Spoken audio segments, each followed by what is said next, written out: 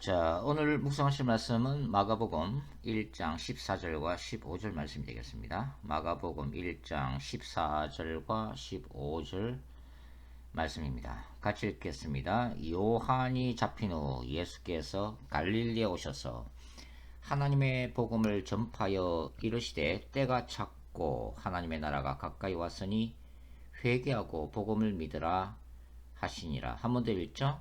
요한이 잡힌 후 예수께서 갈릴리에 오셔서 하나님의 복음을 전파하여 이르시되 때가 찼고 하나님의 나라가 가까이 왔으니 회개하고 복음을 믿으라 하시더라. 자, 예수님이 갈릴리에 오셔서 하나님의 복음을 전파한 시점은 언제인가요? 마가는 요한이 잡힌 후라고 기록을 내놓고 있습니다. 요한이 잡히고 죽음을 당한 이야기, 마태복음 14장에 구체적으로 기록이 되어 있죠. 바로 세례 요한이 헤롯을 비판하는 설교를 했기 때문입니다. 자, 헤롯 왕은 자기 동생 빌립의 아내 헤로디아를 가로채는 부도덕한 일을 자행합니다. 그래서 이 세례 요한이 그것을 비판하게 되는데요. 나중에 이 헤로디아라는 여인은 자신의 딸과 짜고서 헤롯으로 하여금 바로 세례 요한의 목을 베도록 그렇게 작전을 짜는 그런 모습을 우리가 발견을 할 수가 있습니다. 사실 이제 세례 요한의 그 주된 사역은 뭐죠? 바로 회개의 메시지를 전하는 거죠. 요단 강가에 세워진 세례 요한의 강단에서 외쳐진 주된 메시지는 바로 회개하라입니다. 회개하라. 모든 부도덕한 삶, 모든 방탕한 삶, 하나님을 멀리했던 삶으로부터 급진적으로 근본적으로 돌이키라고 하는 것이 바로 세례 요한의 설교였습니다. 세례 요한은 로마 군병들, 권력을 휘두른 로마 군병들에게 회개하기를 촉구했고 또 돈을 밝히는 바리새인들을 또 혹독하게 비판했죠. 그러한 세례 요한의 연장선상에서 바로 이 헤롯이라고 하는 사회의 저명 인사, 사회 지도층 인사가 저질렀던 이 부도덕한 행위에 대해서 세례 요한이 강도 깊게 비판한 것은 어찌 보면 당연한 일이라고 볼 수가 있죠. 오늘날 많이 설교자들이 강단에서 예를 들면은 대통령 당선자인 윤석열이나 또 그 부인에 대해서 만일 강도 높게 비판한다면은 여러분들 어떻게 생각을 하십니까? 그런 설교 메시지를 어떻게 생각하세요? 아마 생각하기에 나름이겠죠. 여하튼 이 세례 요한의 설교에 대해서 얕은 헤로디아는 분노했고 그 결과로 세례 요한은 목숨을 잃게 됩니다. 자, 세례 요한의 이 죽음은 바로 예수님에게도 어떤 의미를 갖게 되죠. 광야에서 외치는 자, 특별히 예수 그리스도의 길을 준비했던 바로 이 세례 요한 사역의 종말은 역설적으로 예수님이 역사의 무대에 그 모습을 드러내는 바로 하나의 분기점이 되는 거죠. 바로 예수님의 공생의 사역의 본격적인 시작을 알리는 사건이 되어지게 됩니다. 또 한 가지는 이 세례 요한이 그 설교 중에 바로 증거한 분이 바로 누구죠? 바로 예수님이죠. 요한복음 제 1장에도 바로 예수 그리스도의 증인으로서의 세례 요한의 모습이 잘 나타나 있는 것을 우리가 볼 수가 있는데요. 요한복음 1장에 보시면 바로 요단 강가에서 회개의 메시지를 외치고 그 다음에 요단 강가에 수많은 군중들이 모여서 세례 요한의 메시지에 도전을 받고 또 은혜를 받고 자신의 저질렀던 죄를 자복하면서 이 회개의 물세를 받았던 바로 이 현장에 누가 내려와요? 바로 예루살렘에서 제사장들과 레인들이 내려오게 됩니다. 그러니까 예루살렘 성전과 그 모든 것들을 움직였던 사내들인 공의에서 파송한 바로 조사단이라고 할 수가 있죠. 그때 이 조사단은 세례 요한에게 이제 질문을 던지는데 그 질문이 뭡니까? 네가 누구냐 하는 거죠. Who are you? 너는 너의 정체가 뭐냐 하는 것입니다. 그때 세례 요한은 어떤 대답을 해요? 나는 그리스도가 아니다라고 하죠. 그러니까 이 또 조사관들이 그러면 네가 엘리야냐 물으니까 세례 요한이 어떻게 대답해요? 나는 엘리야도 아니다. 그렇게 대답을 하죠. 그러면 너는 네가 누구라고 생각하느냐라고 물었을 때 세례 요한이 어떻게 대답합니까? 나는 선지자 이사야의 말과 같이 주의 길을 곱게 하라고 광야에서 외치는 자의 소리다. 그렇게 대답을 하고 있죠. 광야에서 외치는 자의 소리. 세례 요한은 자신이 밝힌 것처럼 광야에서 외치는 자의 소리 그 이상도 아니고 광야에서 외치는 자의 소리 그 이하도 아니었던 거죠. 세례 요한은 자신이 왜 이 땅에 부르심을 받았는지 확실히 깨닫고 있었던 사람입니다. 바로 이사야의 예언으로 이 땅에 오실 바로 메시아로 오실 예수 그리스도의 길을 예비하도록 광야에서 설교하는 자로 부르심을 받았다고 하는 것이 바로 세례 요한이 자신이 가졌던 확고한 부르심과 사명, 아이덴티티라고 할 수가 있죠. 그러니까 세례 요한이 예수님에 대해서 증거하는 자였기 때문에 자, 세례 요한의 이 죽음은 곧 예수 그리스도에 대한 이제 임박한 박해와 죽음을 예고하고 있다고 볼 수가 있는 거죠. 그러니까 예수님은 초기 사역부터 바로 이 죽음의 그림자가 길게 드리웠던 그런 모습이라고 이제 볼 수가 있겠습니다. 자, 마가는 24절에서 이제 갈릴리라는 구체적인 지명을 언급하고 있죠. 요한이 잡힌 후 예수께서 갈릴리에 오셔서 하나님의 복음을 전파했다고 기록을 해놓고 있습니다. 자, 예수님의 활동의 주 무대로서의 이 갈릴리에 대해서는 요한복음을 제외하고 마가복음과 마태복음 그리고 누가복음은 대체로 지역적인 구분을 제공하면서 갈릴리와 예루살렘의 두 가지 지리적인 구도를 제공을 하고 있죠. 특별히 이제 마가복음은 전반부와 후반부가 뚜렷한 어떤 지리적인 구분이 되는 그런 복음서라고 볼 수가 있죠. 마가복음 1장부터 10장까지는 뭘 기록하고 있어요? 바로 갈릴리 지역에서의 예수님의 활동을 기록하고 있죠. 그리고 후반부인 마가복음 1장부터 15장까지는 바로 예루살렘에서의 예수님의 고난과 죽음 그리고 부활 사건을 기록을 내놓고 있습니다. 마가복음 16장은 부록이면서 갤론부라고 이제 볼 수가 있죠. 마가복음의 이 전반부에서는 갈릴리 지역에서 예수님이 어떤 활동을 하심을 집중적으로 기록하고 있다고 제가 말씀을 드렸나요? 그렇죠. 바로 병고침과 그리고 악령들을 축출하는 사역을 예수께서 수행하신 것으로 기록을 해놓고 있다는 것을 우리가 알 수가 있습니다.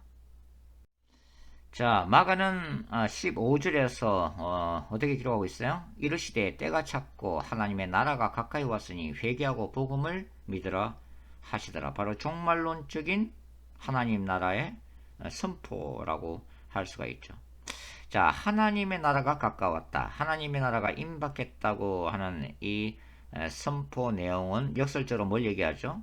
바로 사탄의 나라, 사탄의 왕국이 바로 이 땅을 지배하고 있다고 하는 그 상황을 전제로 하고 있습니다. 요한은 예수께서 하신 첫 설교가 바로 하나님의 나라가 가까이 왔으니 회개하고 복음을 믿으라 하시더라라고 마가는 기록을 해놓고 있죠. 회개, 바로 돌이킴이죠. 돌이킴. 세례 요한 사역의 강조점이 바로 이 돌이킴이었다고 하는 것입니다. 그러니까 세례 요한이 이 요단강의 강단에서 외쳤던 주된 주제를 예수님이 그분의 처음 설교로 선포하고 계심을 마가는 지금 말하고 있는 거죠. 그리고 복음을 믿으라고 기록을 해놓고 있습니다. 기쁜 승리의 소식인데요. 바로 하나님의 나라가 임박했다 하는 것이 바로 복음이라고 기록을 해놓고 있습니다. 자, 그 마가복음이 그려내고 있는 하나님 나라. 마가복음이 강조하고 있는 이 하나님 나라의 신학적 특징을 한번 살펴보도록 할 텐데요. 우리가 이제 마가복음에 기록된 하나님 나라를 이해하기 위해서는 다른 복음서와 좀 비교해서 생각하는 것이 필요하죠. 자, 마태복음에 나타나 있는 하나님의 나라는 뭐라고 볼 수 있을까요? 여러분들은 마태복음이 어떤 하나님의 나라를 강조하고 있다고 생각하세요? 굉장히 다양하다고요? 그렇죠. 굉장히 다양합니다. 그럼에도 불구하고 좀 마태복음이 이제 중점적으로 그리고 있는 마태복음 속의 하나님 나라를 예를 들면 뭐라고 말씀을 할 수가 있겠어요? 저는 이제 이 마태복음 5장과 7장을 좀 말씀을 드리고 싶어요. 이 마태복음 5장에서 7장이 바로 산상순 아닙니까? 자, 이 산상순인데 이 산상순이 강조하고 있는 그 하나님의 나라가 뭘까요? 이 산상수훈의 서두에 뭐가 기록되어 있죠? 그렇습니다. 바로 팔복이 기록이 되어 있죠. 팔복의 영성이 기록되어 있죠. 그러니까 이 산상수훈이 하나님 나라의 백성됨을 뭐라고 설명하고 있어요? 팔복의 영성으로 예수 그리스도를 따라가는 제자도를 기반으로 세워지는 나라가 바로 마태복음이 강조하고 있는 하나님 나라라고 저는 이제 생각을 하고 있습니다. 이 팔복이라는 것은 뭐예요? 심령이 가난한 자죠. 심령이 가난하고 애통하는 자, 온유한 자, 의에 줄이고 목마른 자, 긍휼히 여기는 자, 마음이 청결한 자, 화평케 하는 자, 의를 위하여 박해를 받는 자를 얘기를 하고 있죠. 이러한 팔복 영성은 뭘 얘기하고 있어요? 산상수훈 속에는 두 가지 의가 서로 충돌하고 있음을 여러분들이 알고 있죠. 뭡니까?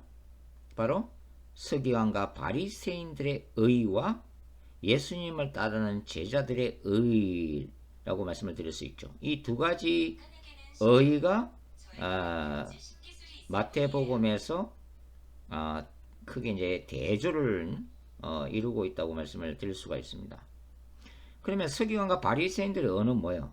그것은 자신들이 행하는 율법적인 행위를 의로 삼는, 자신의 의로 삼는 사람들이죠.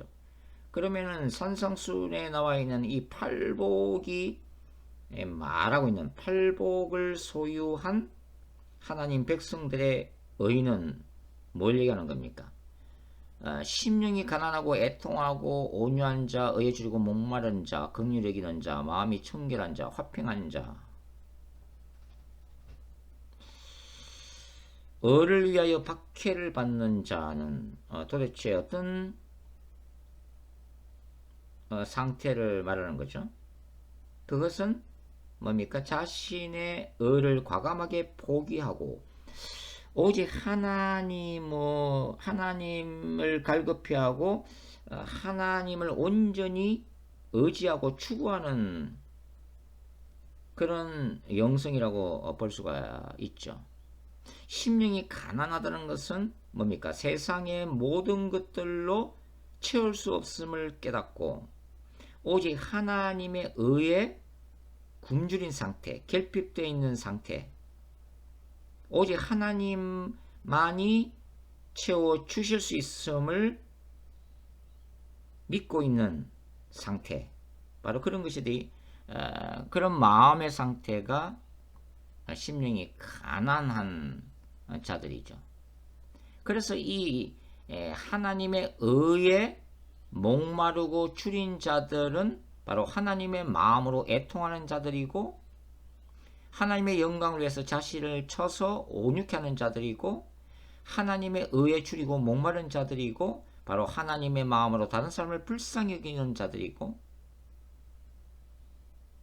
바로 하나님을 볼 수 있는 마음이 깨끗한 자들이며, 하나님이 원하시는 화평케 하는 그 사역을 감당하는 자들이고, 하나님의 의를 위해서는 기꺼이 박해를 받는 자들이라고 볼 수가 있죠. 그것이 바로 팔복의 영성으로 세워지는 하나님 나라의 백성됨의 에티튜드라고 이제 말씀을 드릴 수가 있습니다. 바로 이 팔복을 추구하는 것이 마태복음의 그 제자도를 이루는 핵심이라고 할 수가 있겠습니다. 자, 그러면은 누가복음에 나와 있는 하나님의 나라는 또 뭐예요? 누가복음 뭘 강조하고 있죠? 누가복음은 어떤 사람들에게 임한 하나님의 나라를 얘기하고 있습니까? 바로 창기들과 세리들, 죄인들에게 임한 하나님의 나라를 강조하고 있죠. 약한 자, 고난당하는 자, 가난한 자들에게 임한 하나님의 나라를 누가복음은 강조하고 있는 거죠. 대표적인 것이 바로 누가복음 15장에 나오는 세 가지 비유죠. 잃어버린 양, 잃어버린 드라크마, 잃어버린 아들들에 대한 이 비유에서 바로 잃어버린 양과 같은 그 사회 속에서의 약자들에게 임하는 그 하나님의 나라를 누가복음은 강조를 하고 있는 거죠. 사도행전까지 포함하면은 이제 누가문서가 되는데, 바로 이제 사도행전까지 포함하면 어떤 하나님의 나라를 누가는 그리고 있죠. 바로 성령의 임하심과 그 능력으로 땅끝까지 확장되는 바로 하나님의 나라를 누가복음 노래를 하고 있는 거죠. 그러면 요한복음은 어떻습니까? 요한복음은 어떤 하나님의 나라를 얘기하고 있어요? 여러분들 요한복음을 읽어보시면 1장부터 뭐가 대조를 이루어요? 빛과 어둠이 대조를 이루고 있죠. 빛과 어둠의 투쟁을 중심으로 해서 펼쳐지는 바로 하나님 나라와 사탄의 나라와의 충돌을 얘기를 하고 있는 거죠. 그러면은 이 빛은 누구를 얘기하는 겁니까? 요한복음에서 바로 말씀이 육신을 입고 오신 영광스러운 그리스도를 상징하고 있죠. 그럼 어두움은 뭘 상징하고 있어요? 당시의 예루살렘 성전 제도와 바로 바리새인들을 의미하고 있죠. 끊임없이 요한복음이 기록하고 있는 7가지 표적을 눈으로 보면서도 예수의 하나님의 아들 되심을 부인하고 끝까지 핍박하고 그 사역을 방해하는 바로 바리새인들이 바로 어두움으로 묘사가 되어지고 있는 거죠. 그러니까 요한복음이 그리고 있는 하나님의 나라는 천지를 창조하신 그 말씀이신 예수님을 통해서 빛과 생명이 주어지고, 그분을 통해서 진리가 주어지고, 또 그분의 말씀 안에서 거듭난 자들로 세워지는 나라. 그것이 바로 이제 요한복음이 그리고 있는 하나님의 나라라고 우리가 말씀을 드릴 수가 있겠습니다. 그러면은 바울의 복음은 또 어때요? 바울 스승이 나타나는 하나님의 나라는 어떤 거죠? 특별히 이제 로마서와 그 갈라디아서에 나타난 하나님의 나라는 어떤 특성을 가지고 있을까요? 자, 바울 복음의 특징은 뭡니까? 자, 복음서는 하나님의 나라를 강조하고 있는 거죠. 그러니까 예수님이 가르치신 하나님의 나라를 강조하고 있음에 비해서 바울 서신은 뭘 강조하고 있는 거예요? 하나님의 나라를 선포하신 바로 그 예수를 선포를 하고 있는 거죠. 그래서 바울은 이 십자가의 죽음과 부활 사건을 복음의 핵심으로 삼고 있습니다. 그리고 바로 이 복음을 중심으로 세워지는 하나님의 나라를 얘기를 하고 있는 거죠. 바울의 복음의 기초는 뭡니까? 바로 죄의 문제 때문에 그리스도의 재림과 임박한 하나님의 심판 앞에 직면해 있는 이방인과 유대인들의 비참한 실상을 먼저 고발하고 있는 거죠. 그것이 로마서 1장부터 3장까지의 메시지 아니겠습니까? 이방인과 유대인들은 1세기의 이방인과 유대인들은 전체로 보면 인류 전체라고 볼 수가 있는 거죠. 바로 이러한 죄 때문에 임박한 하나님의 준엄한 심판대에 서 있는 인류에게 전해진 복음, 그것이 바로 예수 그리스도를 통해서 전해진 칭의의 복음이죠. 칭의의 복음. 하나님의 법정 앞에서 예수 그리스도 안에서 죄인이 의롭다 하심이라고 하는 이 종말론적인 선언을 받는 복음, 그것이 바로 칭의의 복음이죠. 그래서 바울에 따르면 뭡니까? 그리스도를 통해서 바로 인간이 사탄의 나라에서 아들의 나라로 통치권이 되고 있죠. 그래서 이 죄와 사탄으로부터 구원해 주신 세이비어로서의 예수 뿐만 아니라 뭡니까? 통치권이 바뀜으로 인해서 이제 예수 그리스도를 영접한 신자들에게 예수님은 어떤 분이 되세요? 바로 로드가 되는 거죠. 주님이 되는 것입니다. 주님이 킹이 되는 거예요. 그래서 죄와 사탄의 근세로부터 구원받은 신자들은 이제 예수님을 킹, 삶의 주인으로 삼고 바로 삶의 현장에서 순종하며 거룩함을 추구해 나가는 나라. 사탄의 권세가 깨어지고 성령께서 다스리시는 나라. 바로 그것이 이제 바울이 강조하고 있는 하나님의 나라라고 볼 수가 있는 거죠. 자, 그러면 이제 마가복음이 그려내고 있는 하나님의 나라는 뭡니까?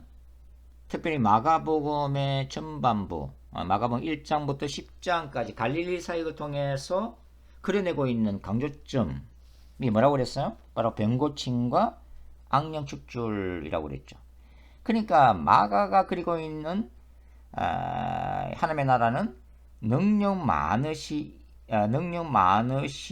예수님을 통해서 인간의 몸에서 질병들이 떠나가고 또 인간들의 영혼을 지배했던 사탄과 악령들로부터 뭡니까? 프리덤, 진정한 자유를 쟁취하는 바로 그런 나라.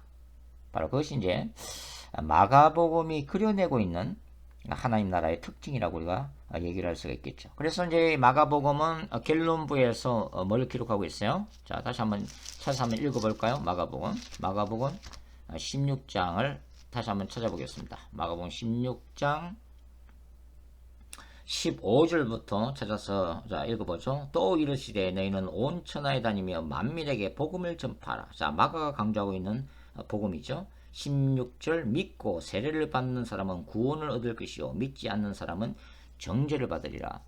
자, 믿는 자에게는 이런 표적이 따르리니 곧 그들이 내 이름으로 귀신을 쫓아내며 새 방언을 말하며 뱀을 집어올리며 무슨 독을 마실지라도 해를 받지 아니하며 병든 사람에게 손을 얹은 적 나으리라 하시더라.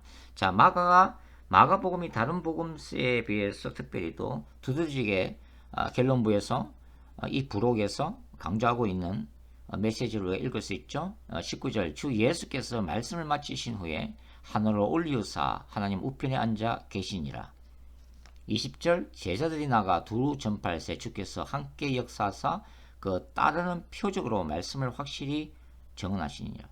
그러니까 이 마가의 이 부분은 사도행전이 강조하고 있는 바와 거의 비슷한 거죠. 그러니까 주의 사도들, 주의 제자들, 하나님의 백성들이 말씀을 전가할 때에 뒤따르는 표적도 동시에 강조하고 있다 하는 것을 우리가 알 수가 있고, 그 표적의 중심에는 뭐가 있어요? 바로 귀신을 쫓아내고 질병을 치유하는 이런 표적들을 강조하고 있다는 것을 우리가 알 수가 있습니다. 자, 그래서 저는 이 마가복음이 그리고 있는 하나님이라는 오늘날 치면은 약간 오순절적인 그런 성격을 가진 하나님의 나라라고 이제 결론을 낼 수가 있겠는데요. 1980년대에 그 아르헨티나의 부흥을 일으켰던 주역이 있습니다. 바로 칼로스 아나콘디아라고 하는 분이죠. 이 칼로스 아나콘디아라는 분은 원래 이제 실업가였는데 예수를 믿고서 부르심과 사명을 받고 능력 사역을 수행한 그런 복음 전도자라고 볼 수가 있죠.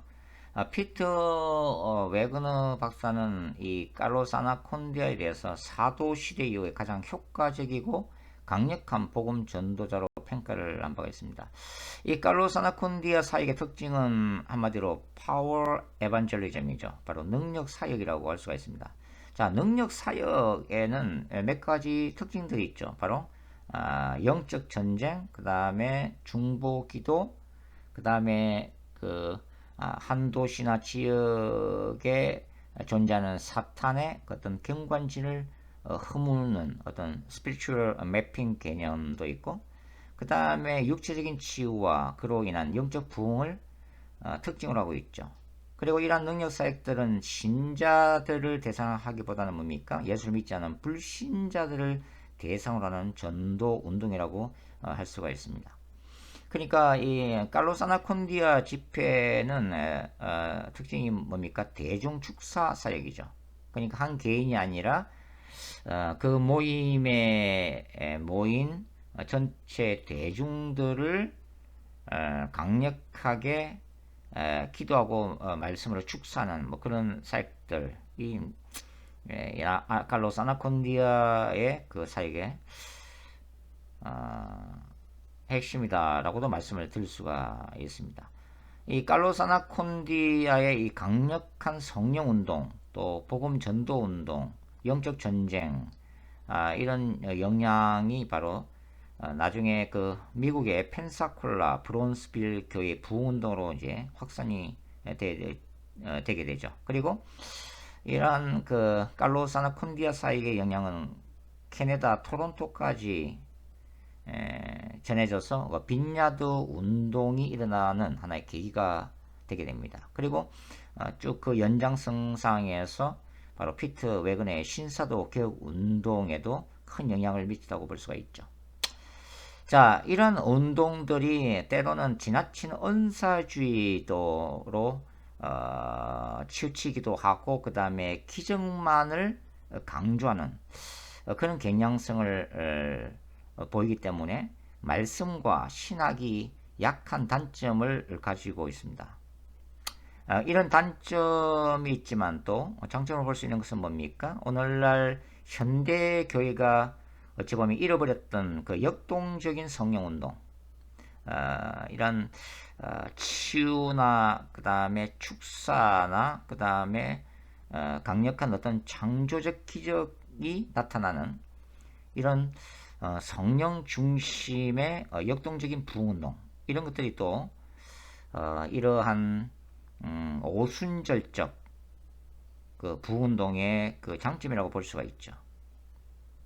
이게 지성적 중심의 개교회들이 약해져가는 그 와중에도 우리가 다 알다시피 뭐 중국이나 또 남미, 아프리카 등지에서의 교회 성장 운동은 바로 이러한 류의 그 오순절적인 성격을 가지고 교회가 급부상하는 그런 모습들도 우리가 볼 수가 있다고 하는 거죠.